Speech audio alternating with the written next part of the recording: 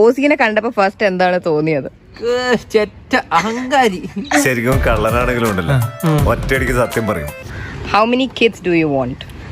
5 താൻ ഭാര്യയെ കൊല്ലാനുള്ള പരിപാടിയാ? ഒരു സ്ത്രീ രക്ഷപ്പെട്ടു. ഓസിനെ ആണോ ട്വിൻ ബ്രദറിനെ ആണോ കൂടുതൽ ഇഷ്ടം? ട്വിന്ന കൂടെ ജനിച്ചത്, ഓസി കൂടെ ജനിച്ചത് പോലെയാണ്. പക്ഷെ എനിക്ക് അവളെ കാണാൻ തോന്നുന്നു. ഓസിയുടെ ഏറ്റവും ഇഷ്ടമുള്ള ക്വാളിറ്റി? ഓസി പാവമാണ്, എന്ത് പറഞ്ഞാലും മിണ്ടാതിരിക്കും. നീ കുറച്ച് കാണല്ലേ, നീ കുറച്ച് നാളായിട്ട് നീ കുറച്ച് കണ്ടോണ്ടിരിക്കണേ. ഒരാള് ആ പുള്ളിക്കാരന്റെ ലൈഫ് ഫുൾ സേവ് ചെയ്തൊരു സംസാരം ഉണ്ടായിരുന്നു, where he targeted me as a wrong person. And എന്റെ കയ്യിൽ അഗൻസ്റ്റ് പറയാനുള്ള കാര്യങ്ങളുണ്ടായിരുന്നു, but I chose to stay silent.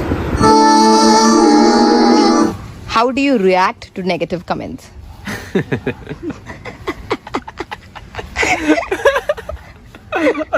എന്താണ് തമാശയാക്കാണ്? അല്ല തമാശയാക്കാണ്. ഒരു അത്യാവശ്യവും ഇല്ല എന്നെ ഇഷ്ടമില്ലാത്തവർ ഇത് കാണണമെന്ന്. ഇഷ്ടമുള്ളവർ മാത്രം കണ്ടാൽ മതി. നെഗറ്റീവ് പറയാൻ വേണ്ടി മാത്രം കാര്യം കെട്ടിയെടുത്ത് തരണമെന്നില്ല. കൊടുത്ത കൊല്ലത്തും കിട്ടും. കിട്ടേണ്ടത് കിട്ടിക്കഴിഞ്ഞാൽ തോന്നേണ്ടത് തോന്നാൻ ഇത്തിരി സമയം നല്ലതാ. You believe that friendships can turn into love?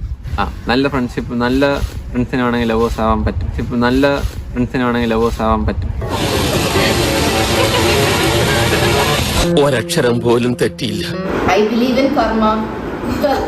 So that's why I'm happy right now, stress free right now, because തളരരുത് Ramankutty, തളരരുത്. കലാകാരനല്ലാത്തവരെ സമൂഹം അംഗീകരിക്കില്ല.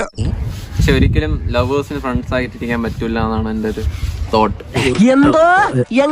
ഒരിക്കൽ സ്നേഹിച്ചതാണ് നമ്മൾ ഒരിക്കലും ഫ്രണ്ടായി തിരുത്താൻ എനിക്ക് പറ്റത്തില്ല. എന്നിട്ട് പിന്നീട് എന്ത് സംഭവിച്ചു? കാണുന്നുണ്ട്, പുറത്ത് കാണുന്നുണ്ട്, സംസാരിക്കുന്നുണ്ട്, എപ്പോഴും നല്ല ഫ്രണ്ടാണ്. ഓക്കെ, അതങ്ങനെ തന്നെ ആയിരിക്കും. what hurts you the most? ഫ്രണ്ട്സിനെ ലൂസ് ചെയ്യുന്നതാണ് ഭയങ്കര സീൻ. നല്ലൊരു ഫ്രണ്ട് ഉണ്ടെങ്കിൽ അവനെ വിടേണ്ട കാര്യമില്ല. നമ്മൾ വേറെ ആരെ വിട്ടാലും കുഴപ്പമില്ല, അവനെ വിടേണ്ട കാര്യമില്ല. എന്നിട്ട് പിന്നീട് എന്ത് സംഭവിച്ചു? ഒരുപാട് കൂട്ടുകാരെ കൂട്ടാൻ പാടില്ല റിലേഷൻ ആയി കഴിഞ്ഞാല്. ഇപ്പോഴാണ് നീ ശരിക്കും ശശിയായത്.